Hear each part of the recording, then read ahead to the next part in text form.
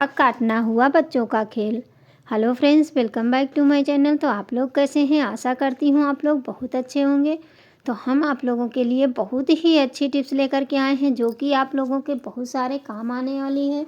क्योंकि विंटर शुरू हो चुका है और विंटर में साग बहुत आता है, तो उसको काटना सबसे कठिन होता है। तो आज हम उसी के लिए लेकर के आए हैं। बहुत ही यूज़फुल टिप्स है, आप लोग एंड तक ज़रूर देखना। अगर वीडियो थोड़ी सी भी यूज़फुल लगे तो प्लीज़ लाइक करना और चैनल को सब्सक्राइब करना। सबसे पहली टिप्स है हमारी प्याज को लेकर के। प्याज जब हम ढेर सारा लेके आते हैं तो क्या होता है, ये रखे रखे सड़ने लगता है। तो इसको हम किस तरह से क्या करें, इस तरह की नेट वाली जो होती हैं इनको हम मार्केट से लेके कोई सामान आते हैं तो ये जो है हमारी बहुत काम की होती है। इसमें आप प्याज और लहसुन को रख देंगे तो आपका सड़ेगा नहीं और ख़राब भी नहीं होगा, क्योंकि इसमें जालियाँ होती हैं, इसकी वजह से इसमें हवा पास होती रहती है। इस तरह से सारे प्याज को आप इसमें भर दीजिए और भरने के बाद में कहीं भी इसको हैंग कर सकते हैं। इस तरह से आप चाहे ढेर सारा लेकर के आएँ, आपका सामान सुरक्षित रहेगा और जब हमारा सड़ेगा नहीं तो हमारा ख़राब भी नहीं होगा। और जब यूज करना हो एक इस तरह से निकाल लीजिए और इसको इस तरह से कहीं भी हैंग कर देंगे। तो चलिए इसको हम हैंग कर देते हैं। टिप्स अगर अच्छी लगी हो तो प्लीज़ लाइक ज़रूर करना। बढ़ते हैं। तो देख सकते हैं इसको हमने इस तरह से तैयार कर दिया है। इसमें थोड़ा सा छेद होता है, उसी को हम किसी चीज़ में टांगेंगे। देखिए इस तरह से हमने इसको टांग दिया है। अब इसको हवा मिलती रहेगी जिससे कि हमारा प्याज ख़राब नहीं होगा। बढ़ते हैं अपनी नेक्स्ट टिप्स के साथ में, वो भी बहुत ही यूज़फुल है। जैसे कि बच्चे जब होते हैं घर में तो कहीं ना कहीं नेल पेंट इस तरह से लगा देते हैं। तो ये जो हम वॉलपेपर लगाते हैं तो इस पर अगर लग जाए या दीवार पे लग जाए या लकड़ी अलमारी होती है उस पे लग जाए तो इसको छुड़ाना बहुत ही आसान हो जाता है। आपको चाहिए जैसे कि सैनिटाइज़र होता है, आप उसको ले लीजिए। अगर सैनिटाइज़र नहीं है तो आप कोई भी परफ्यूम ले लीजिए, जो भी है थोड़ा सा डाल देंगे, बस ये तुरंत के तुरंत छूट जाएगी। तो चलिए हम इसको छुड़ा करके दिखाते हैं आपको। तो इस तरह से इसके ऊपर हम स्प्रे करके उसके बाद में कॉटन ले लीजिए और कॉटन की सहायता से इसको हम इस तरह से थोड़ा सा हल्के से रगड़ेंगे और बस ये तुरंत के तुरंत छूट जाएगा। देख सकते हैं बिल्कुल भी नहीं लगेगा कि यहाँ पे नेल पेंट लगी थी, क्योंकि बच्चे होते हैं शरारती होते, कहीं ना कहीं इसको लगा ही देते हैं। तो इस तरह चलिए अब हम वाइट, जहाँ पे वाइट है वहाँ पे आपको लगा करके दिखाते हैं, क्योंकि चाहे जितने ज़्यादा लगी हो वो भी छूट जाएगी। देखिए इस तरह से, देखिए मैंने ढेर सारी इसीलिए लगा दी है जहाँ पे वाइट, और यहाँ दाग भी नहीं रह जाएगा और आपकी नेल पेंट बहुत जल्दी से छूट जाएगी। चाहे वो अलमीरा पे हो और चाहे दीवार पे हो, कहीं भी हो आप इस तरह से इसको छुड़ा सकते हैं।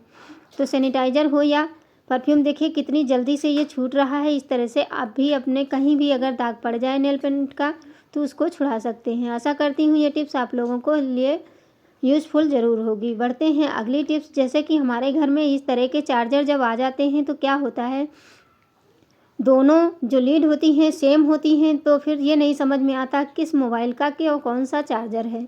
इसके लिए आप क्या करिए, छोटी सी टिप्स अपनाइए जिससे कि आपका चार्जर पता चले कि किस मोबाइल का है, क्योंकि अगर गलत चार्जर लग जाता है तब भी हमारा मोबाइल ख़राब हो जाता है। तो क्या करेंगे, इस तरह से लीड को हम अलग कर लेते हैं और एक लीड में हम ग्रीन नेल पेंट लगा देंगे और एक में लगा देंगे हम रेड वाली, और पहले वहाँ पे लगाएंगे। इसके बाद में इस तरह से हम जहाँ से मोबाइल लगाते हैं उस जगह पे लगा देंगे।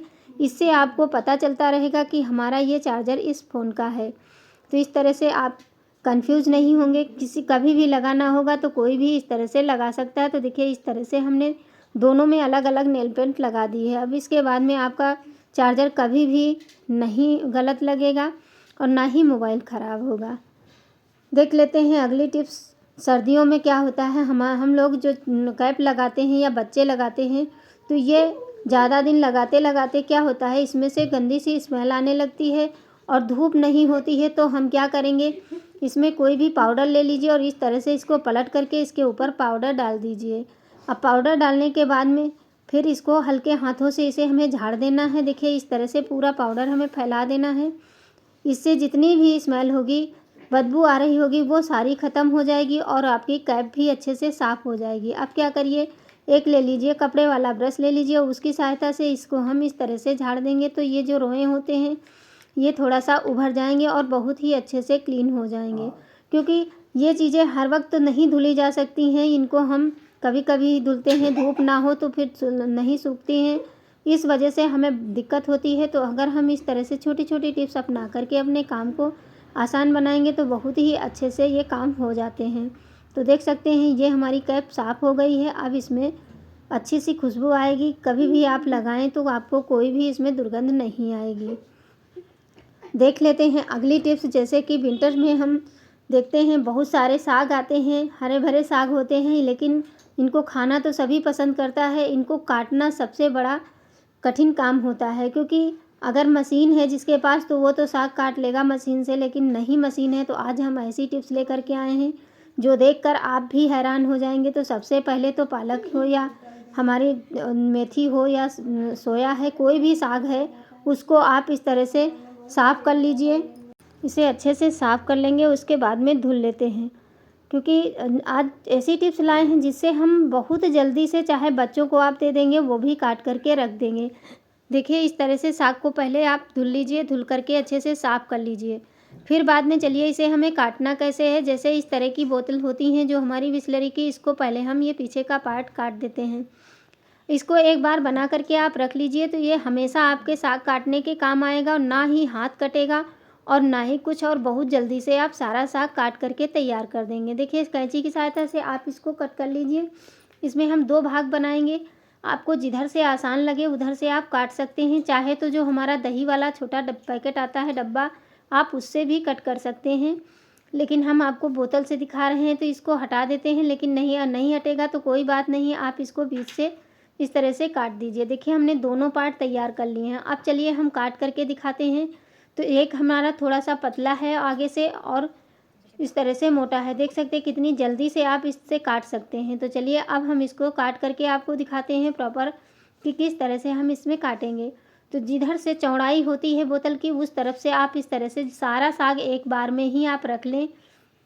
बोतल के अंदर जितना आ जाए आप उतना इसके अंदर देखिए इस तरह से रखते चले जाएंगे।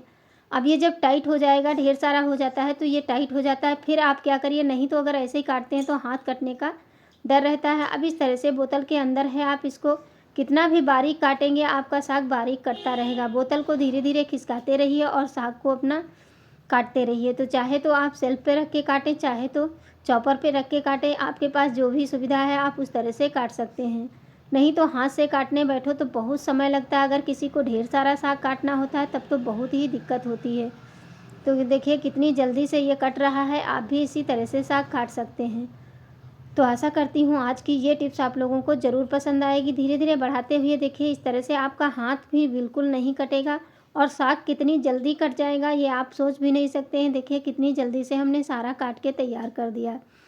अब चलिए इसको तो हम अलग कर लेते हैं। आप सोच रहे होंगे कि पालक तो जल्दी कट जाती है, तो चलिए आज हम सोया मेथी भी आपको काट करके दिखाते हैं। देखिए इसको भी हमने धुल के साफ़ कर लिया। अब इसी बोतल के अंदर हम इसको भी इस तरह से भर लेते हैं। तो ये इसको हमने थोड़ा सा लिया है, आप चाहें तो ज़्यादा भी काट सकते हैं। तो इसको हम डायरेक्ट शेल्फ पे रख कर के काट के दिखा रहे हैं। देखिए कितनी जल्दी से ये कटता है। कोई भी साग हो आप इसको आसानी से काट सकते हैं और इससे आपका हाथ कटने का बिल्कुल भी खतरा नहीं रहेगा, आराम से इसे काट सकते हैं। तो आज की टिप्स आप लोगों को कैसी लगी प्लीज़ मुझे कमेंट करके ज़रूर बताइए। देखिए सारा साग हमारा कट गया है। इस बोतल को आप रख लीजिए, जब दोबारा यूज़ करना हो तो आप इसी तरह सर्दियों में साग काटने के यूज़ में ला सकते हैं। और इस तरह से आप इसको रख करके फिर से देख सकते हैं सारा साग कट गया है। अच्छी लगे तो प्लीज़ लाइक करना, शेयर करना, कमेंट करना। धन्यवाद।